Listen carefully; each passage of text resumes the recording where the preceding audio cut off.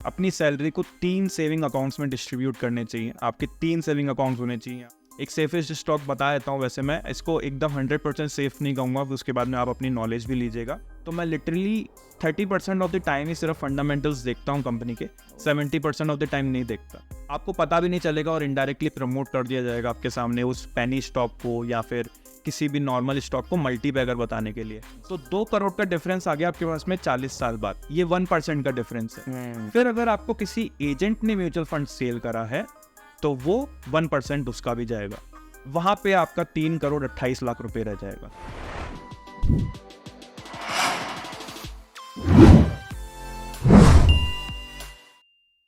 So basically this is our first podcast जो कि हम लोग इन्फ्लुएंसर्स के साथ में करने जा रहे हैं, and I am very excited about it because आज की जो पॉडकास्ट है वो फाइनेंस से रिलेटेड क्रिएटर के साथ में ही होने जा रही है। तो thank you so much for joining again. Thank you. तो सबसे पहले आप हमारी ऑडियंस को आपके एक्सपीरियंस के बारे में बताइए कि कितना एक्सपीरियंस आपको हो चुका है फाइनेंस फील्ड के अंदर। मैं एक्चुअली इसमें 10th या 11th में जब से मैं कर रहा हूँ, तो अराउंड 2010-2011 से मैं इसके अंदर हूँ।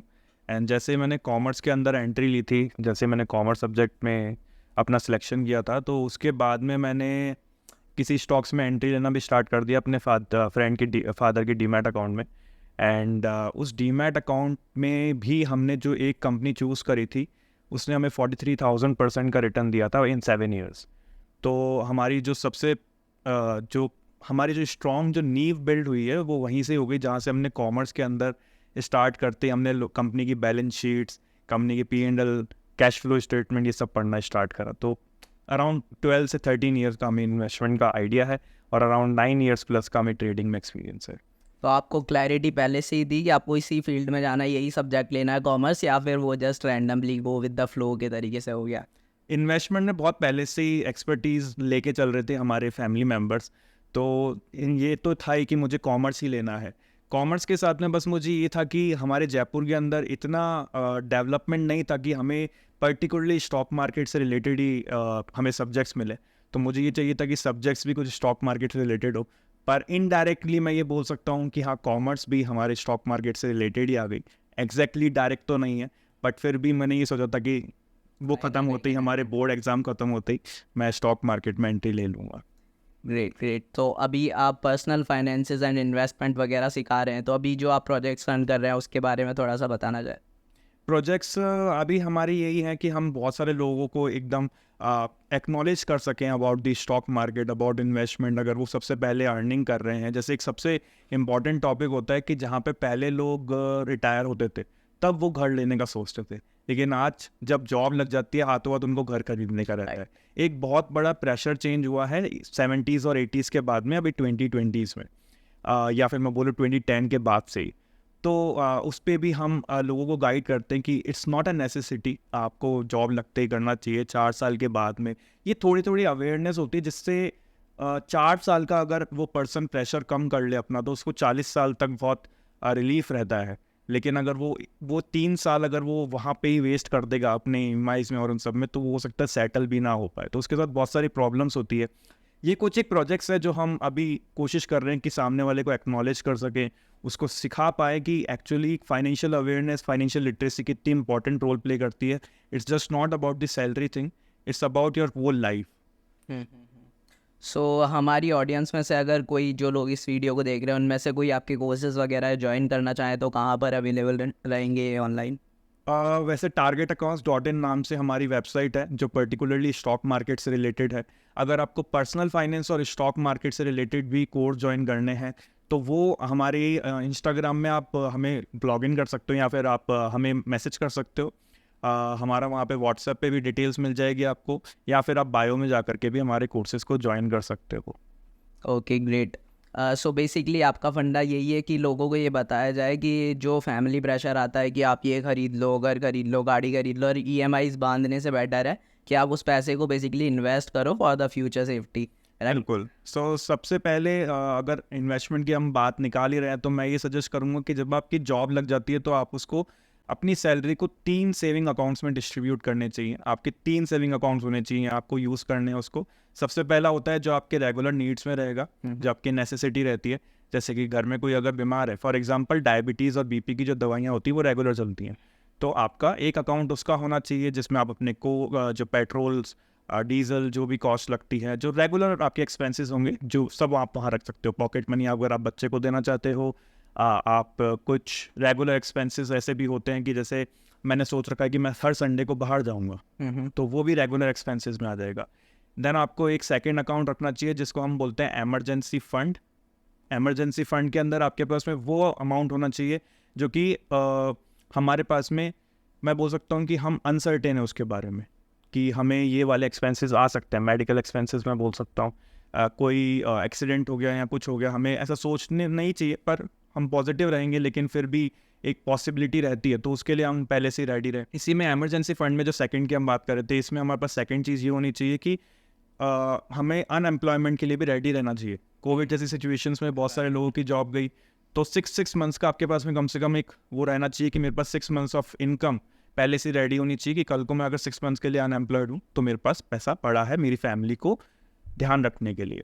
देन थर्ड चीज़ हमारे पास होनी चाहिए हमारे इन्वेस्टमेंट अकाउंट।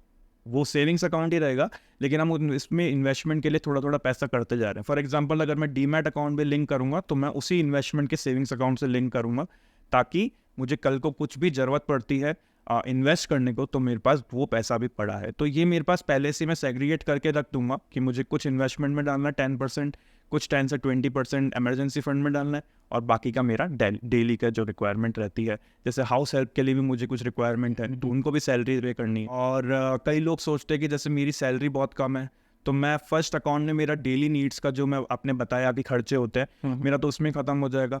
तो आप थोड़े एक्सपेंसेस अपने कम करने की सोचिए। आप ये सोचिए कि मैं हर संडे को जाता हूँ, तो एक मंथ में 4 या 5 संडे होते हैं, राइट। तो वो मैं कम करके अगर मैं 2 से 3 संडेज को ही बाहर जाऊँ तो मेरे पास 1 संडे का या 2 संडे के या फिर वीकेंड के पैसे बच जाएंगे। देन मैं अपनी पार्टीज़ को कम कर सकता हूँ, मैं अपना फ्यूल एक्सपेंसेस को कम कर सकता हूँ। जहाँ पे मुझे ज़रूरत है मैं कार को लेके नहीं जाऊँ, मैं अपने 2 व्हीलर्स को लेके जाऊँ। तो ये चीज़ें कुछ एक होती हैं। जब तक मेरा इमरजेंसी फंड रेडी नहीं हो जाता, इमरजेंसी फंड एक बार ही बनाने की ज़रूरत है। 6 मंथ्स का जो आपने बताया बेसिकली 6 से 12 मंथ्स, किसी की प्रेफरेंस होती है 6 मंथ्स, किसी की 12 मंथ्स। मिनिमम 6 मंथ्स का तो होना ही चाहिए।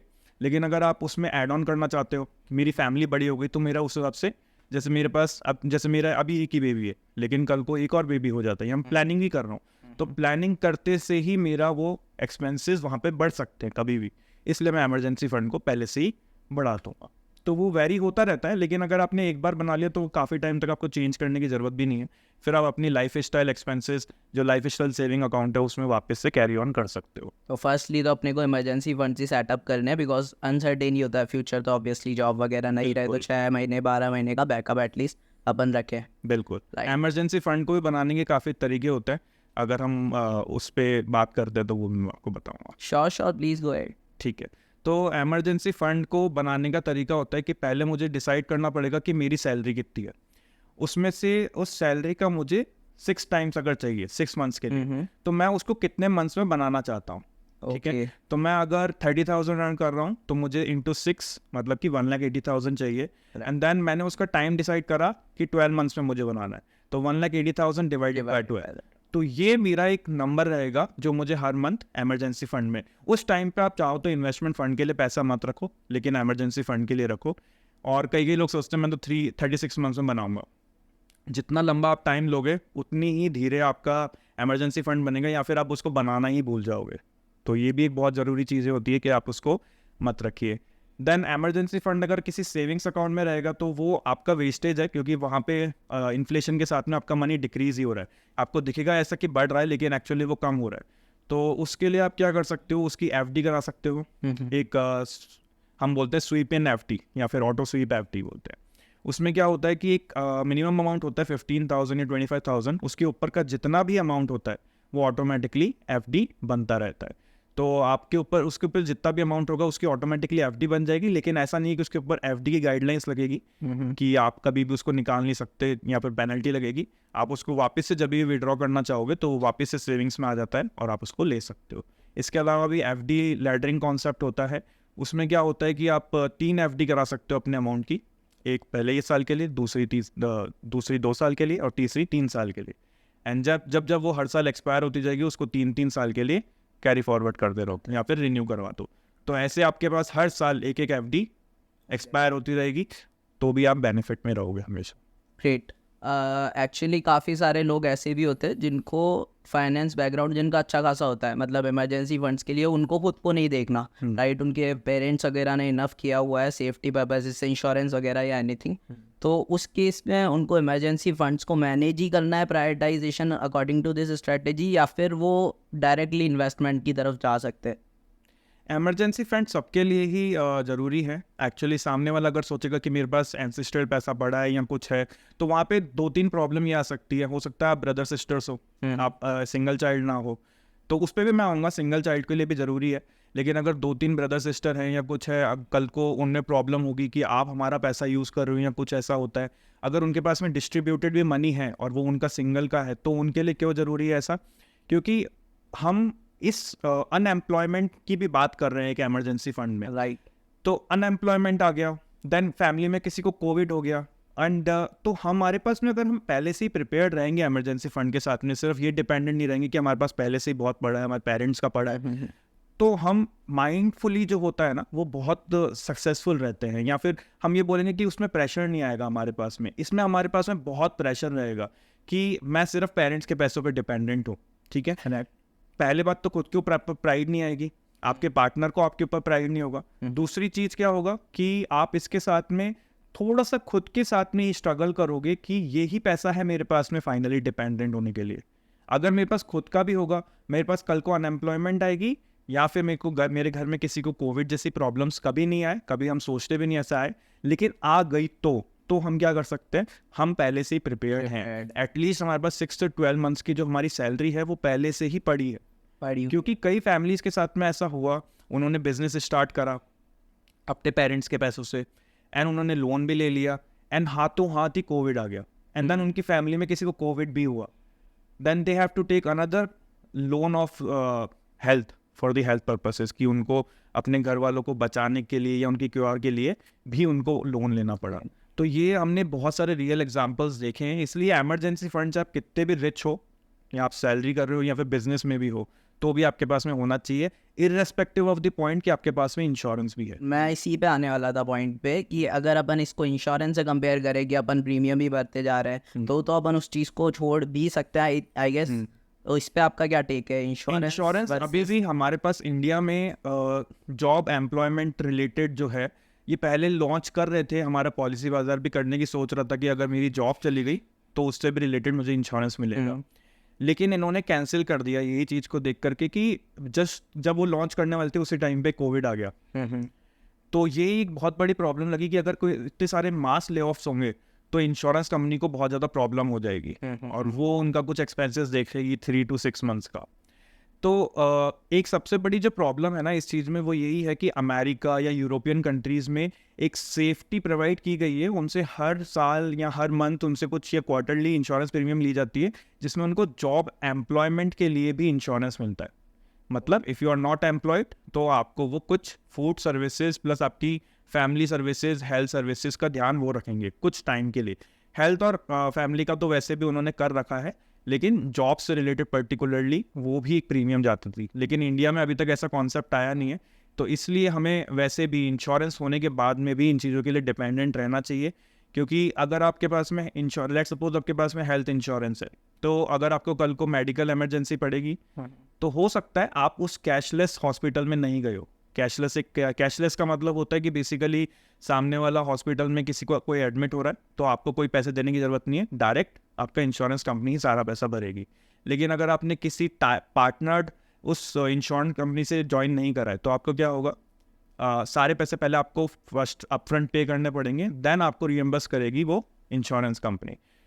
तो इसके लिए भी आपको इंश्योरेंस के अलावा भी आपके पास में एक इमरजेंसी फंड होना बहुत ज़रूरी है। अगर आपके पास वो नहीं होगा तो आप कभी भी प्रॉब्लम में आ सकते हैं। अब इसके अलावा अपन बात करें, अपन थोड़ा सा टॉपिक को चेंज करते हैं। हमारी जो व्यूअरशिप आती है मोस्टली वो 90% वो लोग होते हैं जो कि टायर 1 सिटीज़ में रहते हैं, लाइक दिल्ली, मुंबई, हैदराबाद, बेंगलोर एट्सेट्रा। तो वहाँ से हमारी मेन व्यूअरशिप आती है, और वो जो लोग हैं वो PFESI से रिलेटेड कंटेंट जो है कंज्यूम करते हैं हमारे चैनल से। तो वो ऑब्वियसली प्राइवेट सेक्टर में काम करने वाले एम्प्लॉयज़ ही हैं। तो जिन सिटीज़ में एक्सपेंसेस ज़्यादा होते हैं उनको कैसे मैनेज किया जा सकता है, उस टाइम पे अपने पर्सनल फाइनेंसेस को कैसे मैनेज किया जा सकता है। ऑल्दो जो लोग वहीं पे पले बड़े हैं उन लोगों को इजीली वो हो जाता है, बट जो लोग माइग्रेट करके जाते हैं छोटी सिटीज़ से जॉब्स के लिए बड़ी सिटीज़ में, obviously they are going for the finance freedom, तो उस पर्पज़ से उन लोगों को इतना जल्दी समझ में नहीं आता उनको कैसे अपने फाइनेंसेस को मैनेज करना है। तो उन लोगों के पर्सपेक्टिव से जो टायर 1 सिटीज़ है, एक्सपेंसेस ज़्यादा हैं, वहाँ पे वो कैसे अपना फंड्स मैनेजमेंट कर सकते हैं, इसके बारे में थोड़ा सा आप बताएं। तो हम पहले सिर्फ उन लोगों की बात करते हैं, हम फर्स्ट पार्ट को तो छोड़ ही देते हैं जो लोग पहले से ही वहाँ से बॉर्न एंड ब्रॉट अप हैं। Great. क्योंकि उनके पास सबसे इंपॉर्टेंट चीज़ जो अकोमोडेशन जो सबसे महंगा होता है वो वहाँ वो उनके पास अवेलेबल है। देन जो सेकंड थिंग है वो उनके पास में फूड एक्सपेंसेस, वो भी उनके पास उनके पेरेंट्स के थ्रू अवेलेबल है, तो उनको हम इग्नोर कर देते हैं यहाँ पे पार्ट के लिए।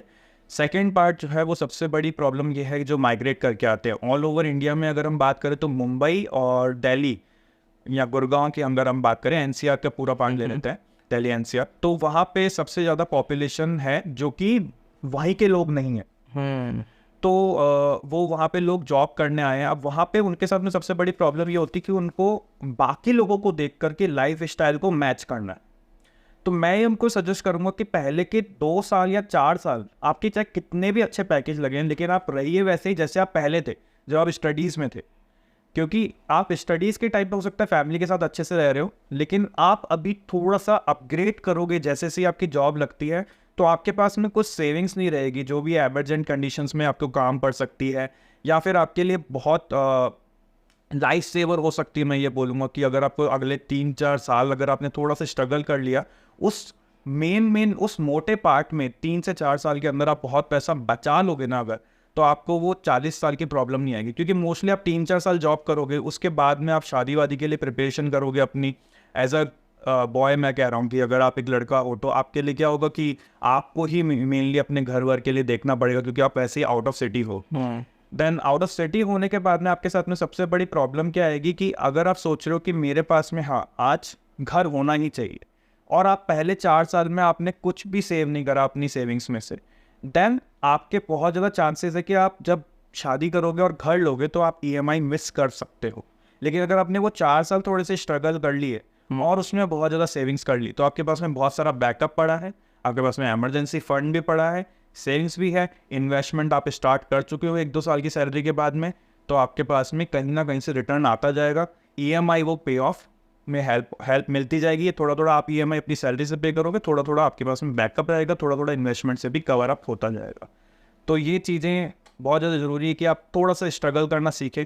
आपने पढ़ाई करके भी स्ट्रगल कराई है, तो फिर शुरुआत में जब जॉब लगी जब भी 3-4 साल स्ट्रगल करना। और ऑब्वियसली वही लोग जाते हैं जो फाइनेंशियली फ्री नहीं होते, जब भी वो अपनी फैमिलीज को छोड़ करके उन सिटीज़ में ट्रांसफ़र लेते हैं और जाते हैं फॉर। पर कुछ एक मैंने ये चीज़ भी देखी है कि हर जगह इमरजेंसी में नहीं है ये चीज़ें।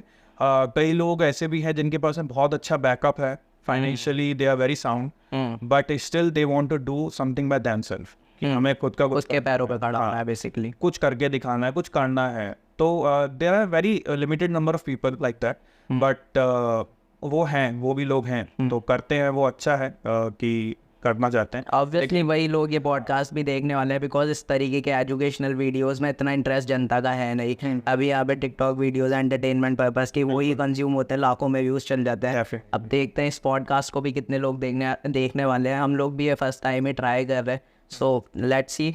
सो सर, अब इन्वेस्टमेंट की जैसे आपने बात की, इमरजेंसी फंड्स को अपन कर लेते हैं, उसके बाद में जब इन्वेस्टमेंट की बारी आती है तो इन्वेस्ट हमारे को कहाँ पे करना चाहिए, उसके बारे में थोड़ा सा बताइए। अभी हम जब मार्केट में जाएंगे ना, यूट्यूब पे देखेंगे या फिर इंस्टाग्राम पे देखेंगे, तो सामने वाले को इतनी कन्फ्यूज़न होती है, वो सोचता है कि इतनी सारी चीज़ें मुझे देखनी पड़ेगी, इतनी सारी चीज़ें मुझे करना पड़ेगा, तो वो इवेंचुअली ये प्लान करता है कि मुझे कुछ ही नहीं करना, मैं इस पैसों को स्पेंड ही कर दूंगा, या फिर मैं इसको एफडी करा देता हूँ या कुछ कर लेता हूँ। एफडी कराने पे 5 to 7% का रिटर्न है, एंड मेरी इन्फ्लेशन 6 to 7% की ही चल रही है। और मुंबई जैसी जगहों पे वो थोड़ी ज़्यादा भी है। ये एक एवरेज निकला हुआ पूरा इंडिया का 6 to 7%। अगर मैं मेट्रो सिटीज़ में जाता हूँ, Tier 1 सिटीज़ में जाता हूँ, तो वो मेरा हो जाता है अराउंड 8 to 10%। तो आप माइनस में ही जा रहे हो उसके बाद में भी, एक्सेप्ट कि अगर आप स्मॉल फाइनेंस बैंक में एफडी करा के बैठे हो, जहाँ पे 9 to 10% की भी आपको एफडी पे रेट्स मिल जाते हैं, तो भी आप ब्रेक इवन पे आ रहे हो। तो आपको कम से कम 14 से 15% तक का एक एवरेज निकालना पड़ेगा कि मुझे 12 to 14% कम से कम मिलना चाहिए। एंड उसके लिए अगर आपको कोई अपॉर्चुनिटी नहीं मिल रही कि कौन से म्यूचुअल फंड में मुझे पैसा लगाना है, कहाँ पे मुझे पैसे डालने चाहिए, तो आपको इन सब में दिमाग लगाने की ज़रूरत भी नहीं है। आप ETF में पैसा लगा सकते हो। ETF को थोड़ा डिस्क्राइब एक्सचेंज ट्रेडेड फंड इसको बोलते हैं, और या फिर मैं बोलूँ इंडेक्स फंड। इंडेक्स फंड या ETF क्या होता है, दोनों ही सिमिलर चीज़ें हैं, बस एक डीमैट अकाउंट के अंदर होती है। ETF जो होता है वो डीमैट अकाउंट में कर सकते हो। म्यूचुअल फंड की तरह होता है इंडेक्स फंड, वो आप किसी कंपनी के साथ कर सकते हो, जैसे कि मोतीलाल ओसवाल हो गई या एक्सिस हो गई, तो सबके इंडेक्स फंड भी होते हैं। इंडेक्स फंड में सबसे अच्छी चीज़ क्या होगी, आपको 0.1% का कुछ तो चार्ज लगता है। मैं आपको कुछ एक नाम बता दूंगा, सब इंडेक्स फंड की अलग अलग प्राइसेस होती हैं, जैसे एक्सिस की, रिलायंस की, इन सब की। वो हम लोग डिस्क्रिप्शन में डाल देंगे इस वीडियो के, आप मेरे को तो उसमें सबके अलग अलग चार्जेस होते हैं। एक वैल्यू रिसर्च ऑनलाइन नाम से वेबसाइट मिल जाएगी आपको, तो उसमें आप सबके एक्सपेंसेस देख सकते हो। ये सब सोचते हैं कि म्यूचुअल फंड में अगर हम पैसे लगा लेते हैं तो 1% कटता है, तो वो क्या फ़र्क पड़ता है, 1% वो पैसा ले लेंगे। अब अगर मैं 1% की बात करूं तो मैं आपको कुछ एक चीज़ समझाना चाहूँगा कि अगर मैं कुछ अमाउंट की SIP करता हूं और मुझे उस पर 15% रिटर्न मिलता है इंडेक्स फंड के थ्रू, ठीक है, 40 ईयर्स के लिए, तो वो 6 करोड़ 42 लाख बनता है। ओके। और वही चीज़ म्यूचुअल फंड भी मुझे बताएगी कि मैं 15% ही आपको रिटर्न दे रहा हूँ कंपाउंड एनुअल ग्रोथ रेट के हिसाब से, लेकिन वो 1% खुद की फीस कट ऑफ कर देंगे। अब वो 1% उसी रिटर्न पे 15% पे जब आपको बता के दिया जा रहा है, तो वो आपको मिलेगा 4 करोड़ 28 लाख। Major difference. तो 2 करोड़ का डिफरेंस आ गया आपके पास में 40 साल बाद। ये 1% का डिफरेंस है। फिर अगर आपको किसी एजेंट ने म्यूचुअल फंड सेल करा है तो वो 1% उसका भी जाएगा, वहां पे आपका 3 करोड़ 28 लाख रुपए रह जाएगा।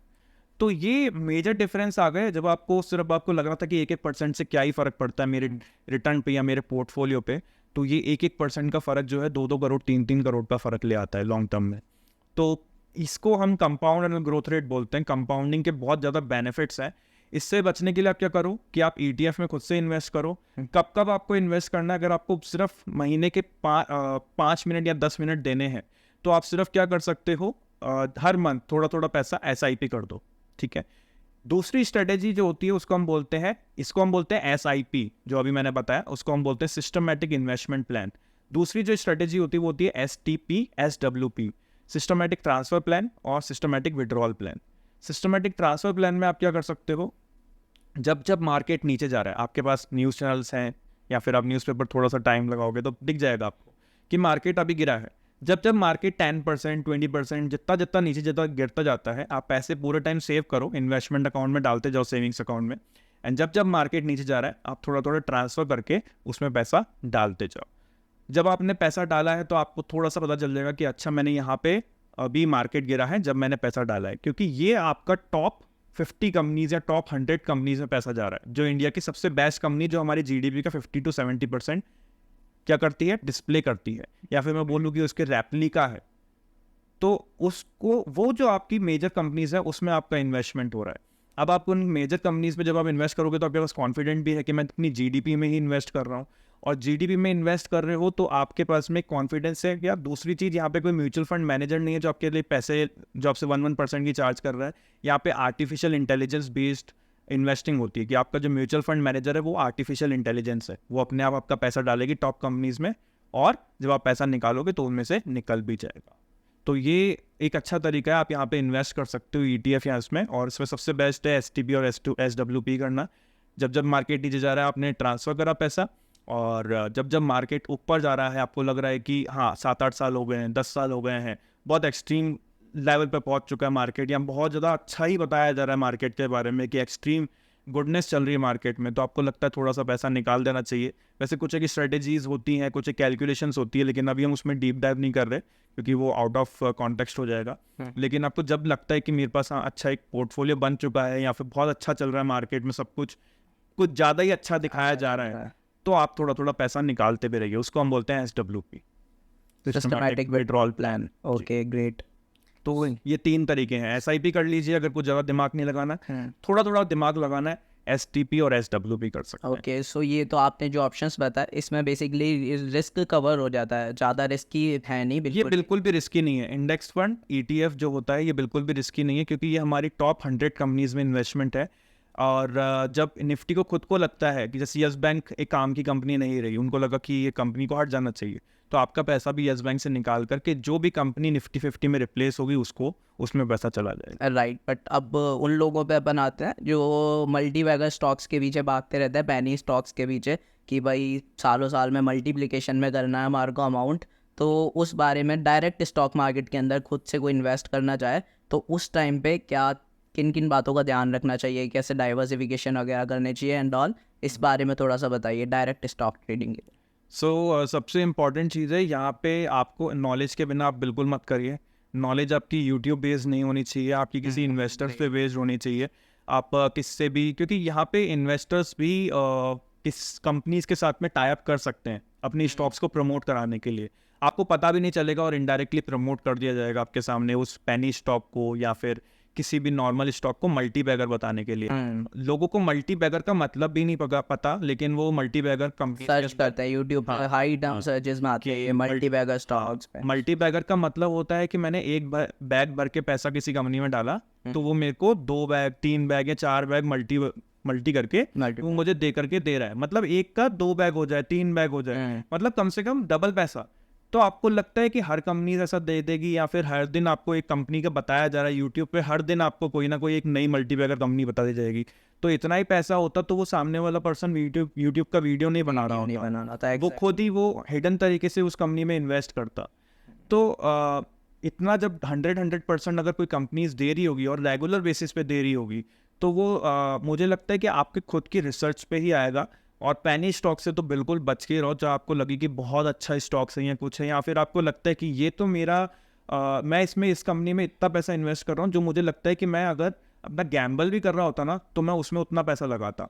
तो वो गैम्बल करने की जगह, या फिर मुझे लगता है कि मैं अपने संडे को मिस कर रहा हूँ, 4-5 संडेज को मैं पार्टी नहीं कर रहा, उस पैसे को मैं उस चीज़ में इन्वेस्ट करना चाहता हूँ, तो ही करो। क्योंकि वहाँ पे क्या है, हीरो और जीरो वाला सेंस है, डाल के उन पैसों को भूल जाओ, या तो हीरो बनोगे या जीरो बनोगे। तो आपको उतना ही पैसा पैनी स्टॉक्स में लगाना चाहिए जो जीरो हो गया तो भी आपको दुख नहीं हो, और हीरो हो गया तो मजा ही आ जाएंगे आपको। अब मान लेते हैं कई लोग ऐसे भी होते हैं जो थोड़ा बहुत मार्केट को ट्रैक वगैरह करते हैं और स्टॉक मार्केट में इन्वेस्ट करते हैं डायरेक्टली। मैं खुद भी इवन इन्वेस्ट करता हूँ डायरेक्टली, मेरे को बहुत ज़्यादा नॉलेज तो नहीं है बट हाँ थोड़ी बहुत रिसर्च वगैरह मैं करता रहता हूँ। तो स्टॉक मार्केट के अंदर हमारे को जो इन्वेस्टमेंट करनी चाहिए, हमारे पोर्टफोलियो में क्या डाइवर्सिफिकेशन रहना चाहिए, किन कंपनीज़ को हमें ऐड करना चाहिए, या डाइवर्सिफिकेशन रहना भी चाहिए या फिर 1-2 स्टॉक्स में ही सारा पैसा डालना है हमारे को, इस बारे में अपना पॉइंट ऑफ व्यू आप क्या देना चाहेंगे? तो यहाँ पे सबका पॉइंट ऑफ व्यू अलग अलग रहेगा। कुछ एक लोग होते हैं जो सिर्फ फंडामेंटल एनालिसिस करते हैं। फंडामेंटल का मतलब हो गया कि बैलेंस शीट पढ़ेंगे, P&L पढ़ेंगे, ये सब करेंगे। दूसरे तरीके के लोग होते हैं जो टेक्निकल एनालिसिस करते हैं। टेक्निकल का मतलब हो गया कि जो चार्ट रीडिंग करते हैं और ये सब कुछ करते हैं। तीसरे तरीके के लोग हो गए जो दोनों ही करते हैं। तो आई वुड सजेस्ट कि थर्ड वाला जो पॉइंट है ना, उस पर हम बात करेंगे। इसमें आपको फंडामेंटली कंपनी का नॉलेज होता है कि आपको पता रहता है कि हाँ ये कंपनी अच्छा परफॉर्म कर रही है, ये सब कर रही है।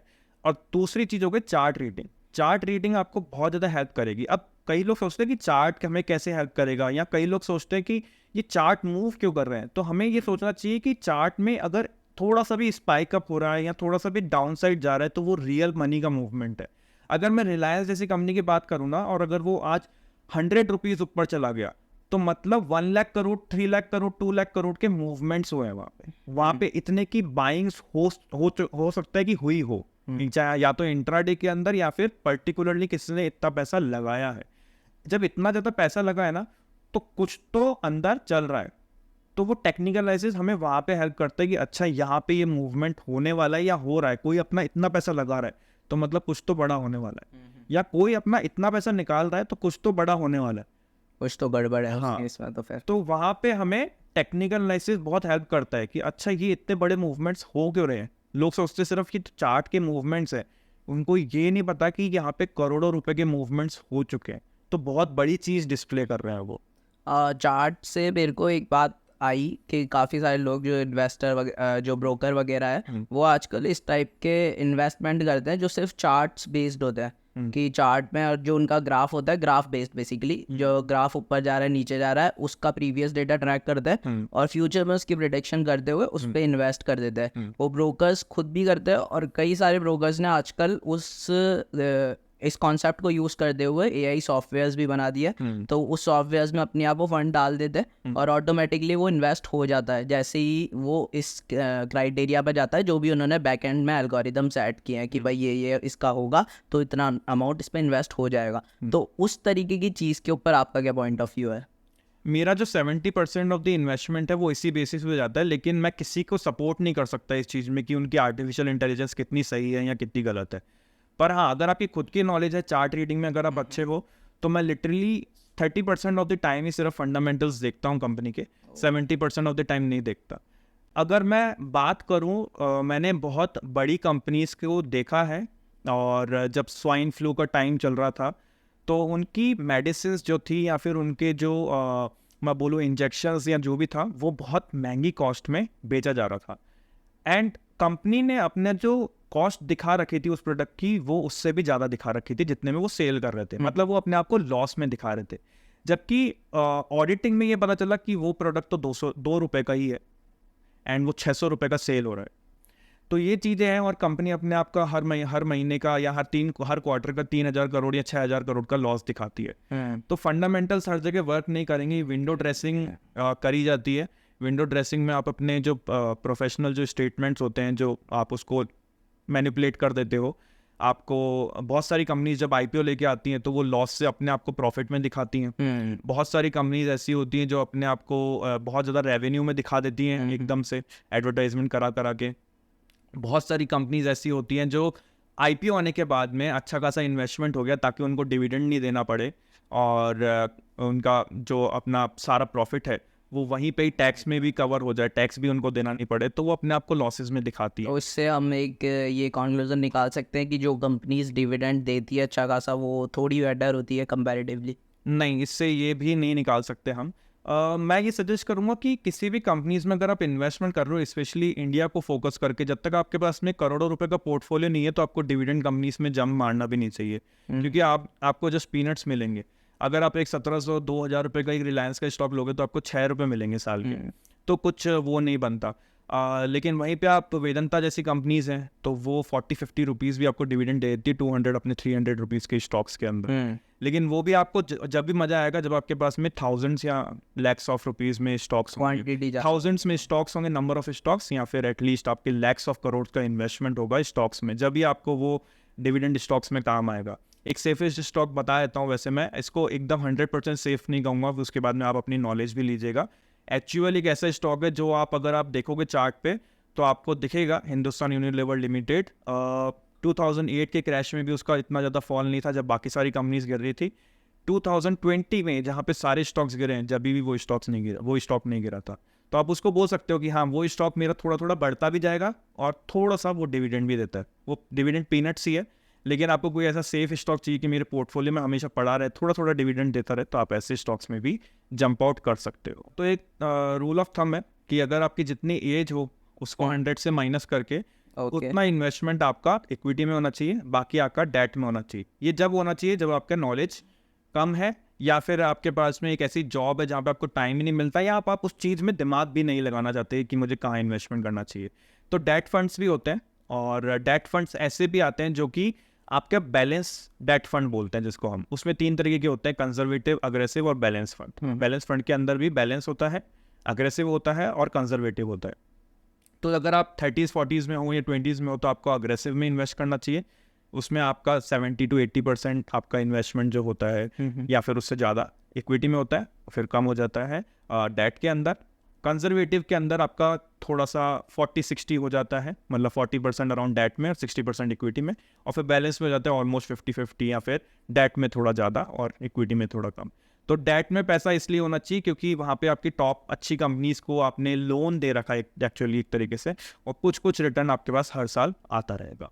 जैसे कि आपने एफडी करा रखी है या कुछ करा रखा है, लेकिन उसमें थोड़ा सा रिटर्न, मैंने आपको जैसे बताया कि अगर आप एफडी में 7% ले रहे हो लेकिन यहाँ पे 9% मिल रहा है, तो वो 1% लॉन्ग टर्म में बहुत बड़ा डिफरेंस बनाती है। तो इसलिए वो भी आपका डेट फंड में भी इन्वेस्टमेंट होना चाहिए। सबसे ईजिएस्ट डाइवर्सिफिकेशन मैं यही बोलूँगा कि आप ETF में पैसा इन्वेस्ट करिए, और aggressive then conservative balance funds में इन्वेस्ट करिए। Okay great. सो अभी अपन इस पॉडकास्ट का थोड़ा सा टॉपिक चेंज कर देते हैं। फाइनेंस की काफ़ी सारी बातें हो गई, ऑब्वियसली बहुत रिलेटेबल कंटेंट होने वाला है एम्प्लॉयज़ के लिए। तो अब अपन थोड़ा सा इसको क्रिएटर जर्नी की तरफ लेके चलते हैं, जिससे कि जो क्रिएटर बनना चाहते हैं इन फ्यूचर उनके लिए भी हेल्प हो सके कुछ। तो क्रिएटर इंसाइट्स बेसिकली अपन कह सकते हैं इसको, वो आप क्या देना चाहेंगे? कब आपने स्टार्ट किया कंटेंट क्रिएट करना? और इंस्टाग्राम पे जो आपके 4,40,000 के अराउंड आई थिंक फॉलोअर्स हैं, तो वो कैसे आप यहाँ तक की जर्नी में, इसके बारे में थोड़ा सा बताइए।